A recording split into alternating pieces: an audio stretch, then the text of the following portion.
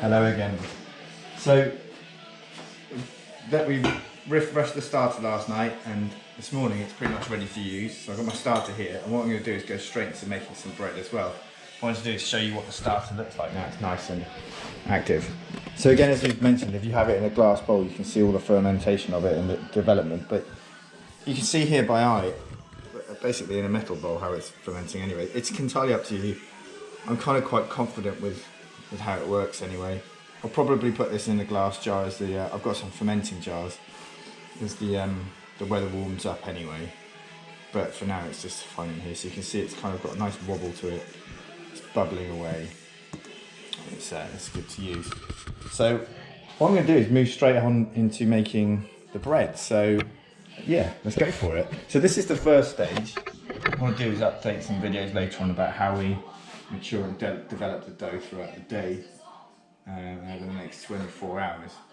So in here I've got a mix of white and wholemeal flour. So and I'll put the recipe on the YouTube video as well in the comments. I've got 659 grams of white flour, strong bread flour, 73 grams of wholemeal flour. In here I've got 513 grams of water. Now, some recipes call to measure the temperature and things like that. You want it around 22, 23 degrees centigrade. I never bother. I just want to make this as easy as possible for people, basically. What I'll do in the comments as well is put the percentages in. So this is going to make me 2 loaves of 720 gram wet dough, and that will work out at about 2 600 gram loaves of sourdough. It loses about 20% when you bake it of moisture.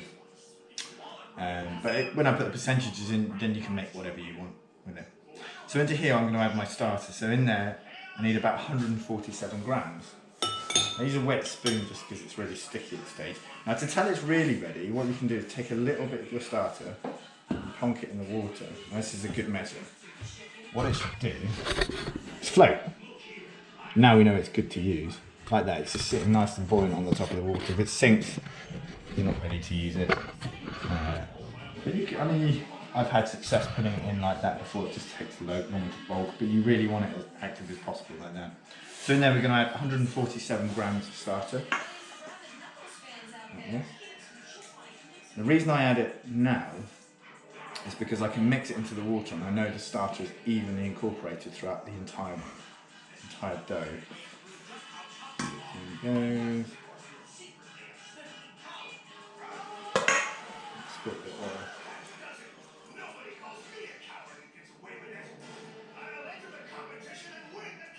There we go. It's a little bit over, not too bothered about that. Again, I want this to be as easy as possible. If you go a little bit over or a little bit under, it's not a huge problem. But just to get it in there is good. So what I'm going to do now, as you can see, the starter's in there, looking lovely. I'm just going to mix it all around into the water. Break it all down. Now you can do this with your hands if you want to get involved, and you can do this next stage with your hands if you want to anyway as well.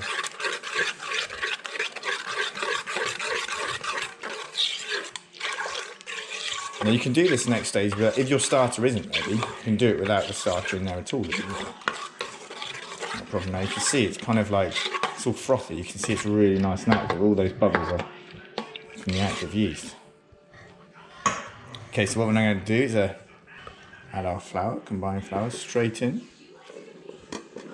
Now this is the bit you can do by hand if you want to. You can do all by hand.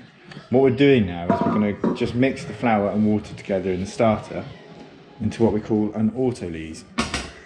Now what that does is I'll carry on talking as you're looking at a nice bowl, getting my mix ready. So what this stage will do is basically it allows the flour to absorb all the moisture. If you don't do that and go straight to mixing, the gluten doesn't really get a chance to develop. You wouldn't do this with yeasted dough because the yeast acts so quickly, it'll be proving before it gets time for the flour to absorb it. So what we're doing is we're just mixing until all the water and flour is combined. As I said, you can do this by hand. I'm lucky enough to have a mixer. I've got a big 18 kilo one out in the garage as well, so when I do bulk doughs I can do that. You can see it's all coming together like a normal bread dough. So I'm going to do this nice and slowly.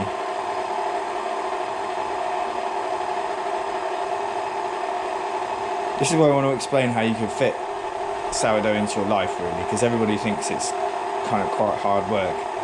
But each independent stage can be left for quite some time. So this next bit, what we're going to do is allow the flour to rest, and as it absorbs all the water, the gluten strands start to develop it by themselves. So this is called autolysing, and that's what I said earlier about the flour is now absorbing all the water into the grain. You can see we're almost ready, there's not much dry flour left.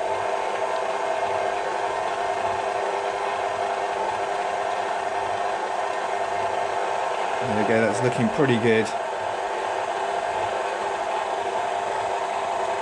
There we go, we'll turn that off. So, maybe a little bit longer, just maybe a couple of lumps in there.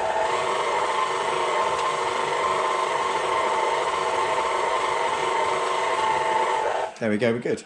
Now at this stage I can leave that for a minimum of 20 minutes and that will give us the best kind of water flour absorption rate. Or you can leave it, now it's got the starter in there, up to 3 hours. Anytime beyond 3 hours you're moving into the auto bulk stage where the whole dough is starting to ferment because the starter's in there, and you'll miss your opportunity to work that dough, and it'll be ready to shape and scale. So 20 minutes, 3 hours depending on your temperature, keep an eye on it. I'd put a cover on it if you're leaving it for any longer than 20 minutes. If you don't put your starter in it, you can leave that for as long as you want, 6 hours, 9 hours, overnight in the fridge. That'll just develop the gluten even more, develop flavour within the bread, and you're good to go. So yeah, we'll come back next video, I'll show you the next process, which is just finishing off the dough. You'll notice we haven't added any salt yet. What I'm going to do is add that when we go in to do the final mix of the dough.